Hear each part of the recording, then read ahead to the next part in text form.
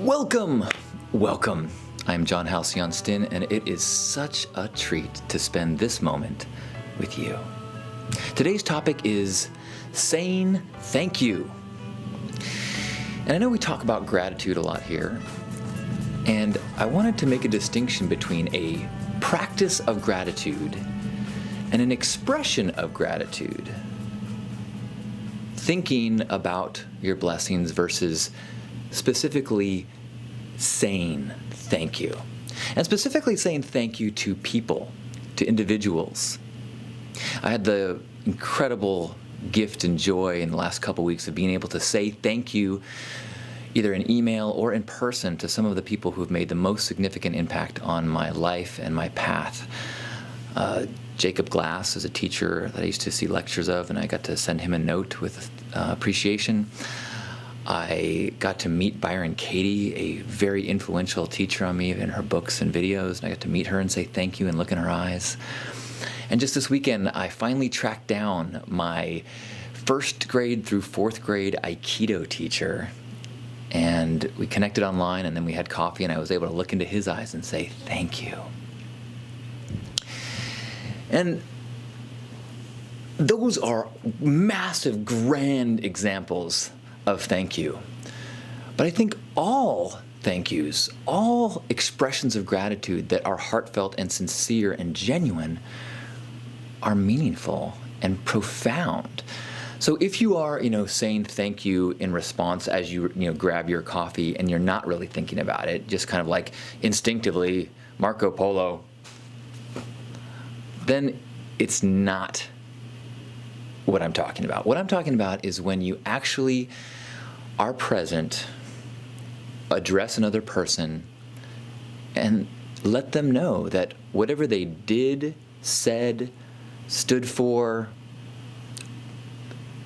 any act, large or small, that they did, it affected you in a positive way. Because it does something really profound, I think. It establishes that you are connected. It is so easy to become and feel separate, to feel lost, to feel like this whole crazy, wacky world, and we are just this island, and we're separate from nature, we're separate from other people, we're separate from all the patterns and madness of the world. And in that place of separateness, it gets very easy to make decisions from a kind of selfish place. Because that's all we have control over. That's the only vantage point we have.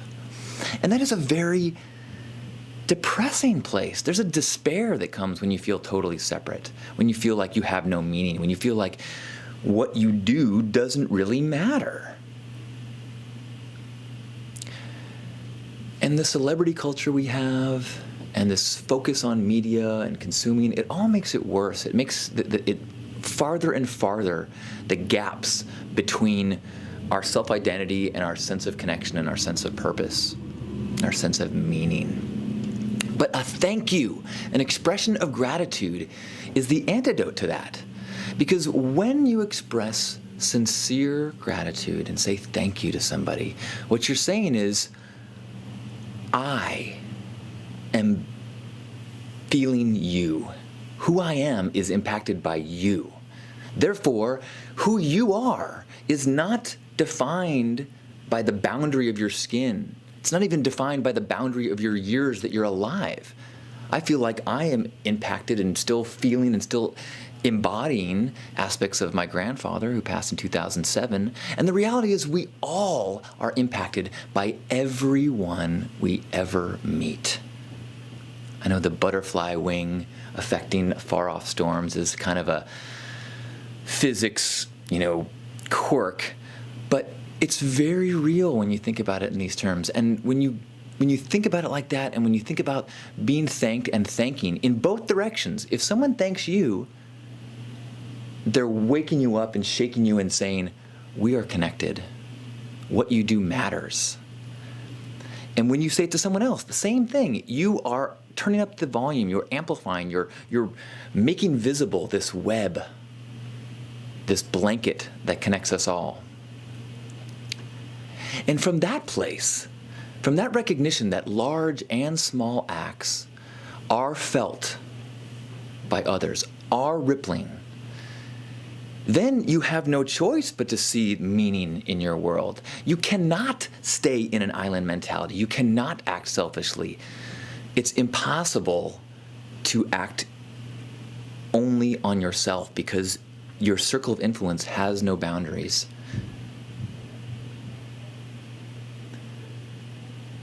And that shouldn't be a burden or pressure. What it should do is feel this sense of purpose, this sense of reward and joy from the smallest things. Simply doing the right thing can become its own reward. Simply acting kindly, simply showing compassion can become this grand statement of purpose. Even when it's a tiny act, it is part of your mission. It is part of your mission as a representative of all of us that are connected. My brother, many years ago, had a moral dilemma at a grocery store when he got home and realized he got way too much change than he should have at the checkout stand. And he was like, and eventually drove back and gave it back to the checker. And when pressed on why he did that, he said, I try to make decisions as if my future children were in the room watching me. I thought that was such a beautiful way to look at it. What would your legacy be if you made choices, not from like trying to get and manipulate and coerce, but instead trying to make decisions like, what do I want to be teaching in this decision? What do I want my message to be in this act?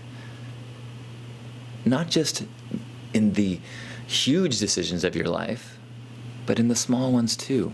Now, my brother actually has two amazing, beautiful boys now, so it is no longer a theoretical exercise. He now actually is trying to live in that way of making his choices a constant classroom for his boys. But I think that recognizing the connection that you have to all people through a practice of gratitude and an expression of gratitude and feeling that web, feeling that interaction, that interconnectivity, that is a very similar framework as having your kids in the room at all times, because it means that everything you do has these rippling effects. And you can, at the end of the day, feel like you did something important. You have purpose. Your life has meaning because you are, as is everyone, role modeling and demonstrating and growing and pushing and trying to be your highest and ideal self. Whatever the outcome, you have no idea the ripples. I actually have a collection of emails. Over the years, occasionally I get a really wonderful thank you from someone, and it touches me, and it makes me feel that connection, and it reminds me of the impact that one life has, that it does not end at the boundary of the skin. It doesn't end when we no longer are breathing, but that we have rippling effects, and those have rippling effects, and those have rippling effects. And so I actually have a collection of emails on a private blog. I have it for a couple reasons. One is because, like everyone, sometimes I get down on myself and I feel worthless, and those reminders of appreciation help me to recalibrate and go, oh, right, I have these thoughts of worthlessness, but that doesn't mean I'm worthless. And it helps me to kind of get back in check and recognize there's a difference between a thought and reality. The reality is I'm doing the best I can, and whatever I do is having rippling effects, and sometimes those rippling effects are beautiful. And the other reason that I keep this list is because it's a reminder to me of what is important. I don't have a fancy house. I don't have a stock portfolio or a collection of gold riches. What I do have is a collection of emails that say thank you. And that treasure chest is the most priceless thing I can imagine, because it makes me feel that connection. It makes me feel like life itself. Every act is this grand, universal miracle. And I feel this obligation, and I feel this honor. And if you are listening to this right now, we have that same connection. And this appreciation, you for tuning in and guiding your life according to your life and ideals, that appreciation, this connection is dripping with rubies and diamonds and gold. And it's a treasure that lasts way beyond our breaths, way beyond our skin, way beyond our personal individuals. It is the meaning, that connection. And the fastest, easiest way to bring it to the surface and feel it and help others feel it and live in it, saying thank you. So thank you. I love you.